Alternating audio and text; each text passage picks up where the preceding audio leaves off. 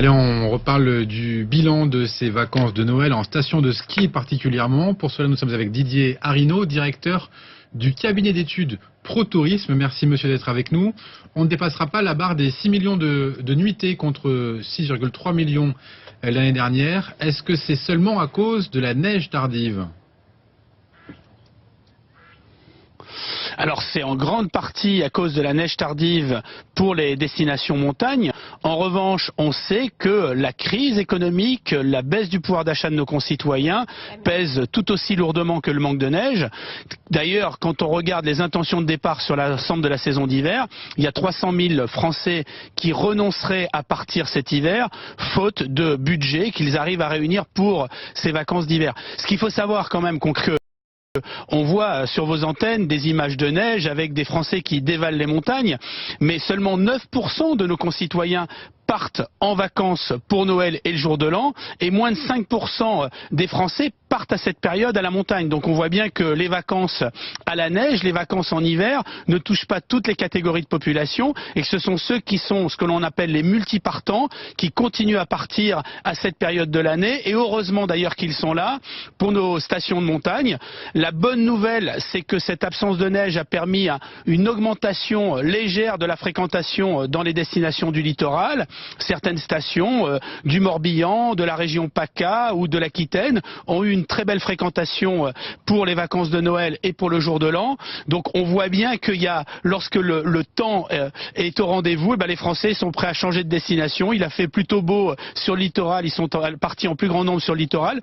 Mais on peut dire que dans ce contexte, la montagne a bien résisté, car pour les vacances de Noël, les Français vont à la montagne pour skier, mais pas seulement pour skier, c'est aussi ces images de montagne, ces activités. Les professionnels ont su s'adapter. Il y a 10 ans, dans les mêmes conditions météorologiques, la satisfaction des clients aurait été beaucoup plus faible. Les stations de montagne ont compris qu'il ne fallait pas qu'elles jouent sur le tout ski, mais sur les activités, sur les à côté, sur le bien-être, sur la remise en forme et surtout sur l'expérience partagée. Et de ce point de vue, on peut dire que l'offre France a bien évolué ces dernières années. Alors, on le rappelle, une baisse de 5 à 7 points tout de même par rapport à l'année dernière à la même époque. Vous évoquez la crise économique. Est-ce que les stations de ski, finalement, ne devraient pas faire un effort en ce sens, rendre les vacances de ski moins chères, tout simplement ? Alors d'abord, il y a un certain nombre d'acteurs qui essayent de proposer des offres à la montagne à des prix tout à fait convenables. C'est le cas notamment du secteur des villages de vacances qui propose un bon rapport qualité-prix.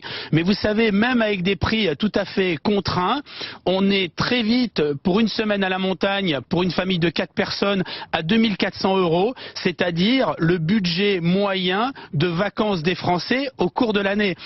Produire du ski, ça coûte de l'argent. Il faut savoir qu'une remontée mécanique 8 places, ça coûte 8 millions d'euros. Il faut savoir, quand on voit les canons à neige, que produire de la neige artificielle, ça coûte environ 2 à 3 € du mètre cube. Donc tout cela coûte beaucoup d'argent, et il faut savoir aussi que les stations françaises apparaissent chères pour nos concitoyens, et elles le sont compte tenu de leur pouvoir d'achat, mais que ce sont les stations les moins chères du monde, car on a le forfait remontée mécanique le moins élevé. Donc on voit bien que l'équation est difficile. Le problème, c'est pas tant le coût des vacances à la montagne que la problématique de l'augmentation du pouvoir d'achat des Français. Et tant que nous aurons un tel niveau de chômage, tant que nous aurons une crise économique, il est évident qu'il y aura une plus grande sensibilité aux conditions météorologiques ou au niveau de skiabilité. Vous savez, lorsque on fait un gros effort pour pouvoir partir à la montagne, on attend que toutes les conditions soient réunies pour partir. Mais rappelons quand même que même une baisse de 7% dans ce contexte, c'est une baisse qui est relativement limitée compte tenu du contexte climatique, compte tenu aussi du contexte économique, et qu'il reste toute la saison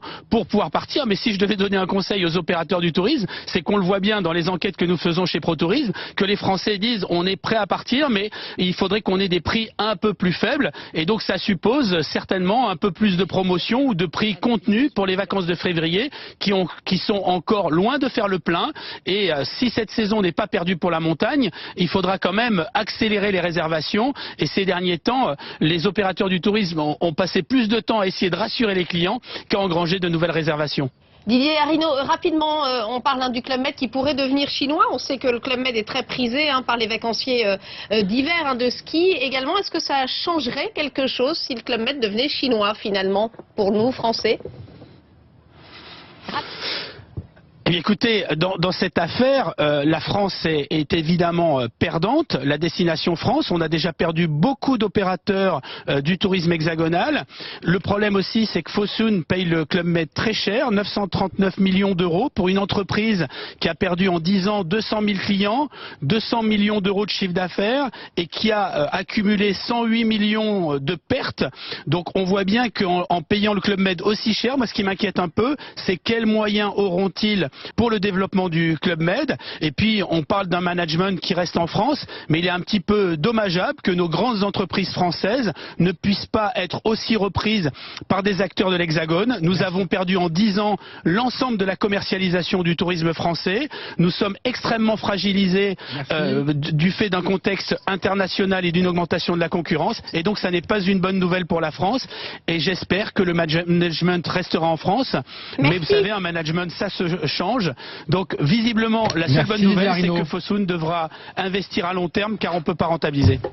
Merci Didier Arinaud pour cet éclairage. Je rappelle que vous êtes directeur du cabinet d'études ProTourisme. Allez, tout de suite la météo avec Guillaume Séchet.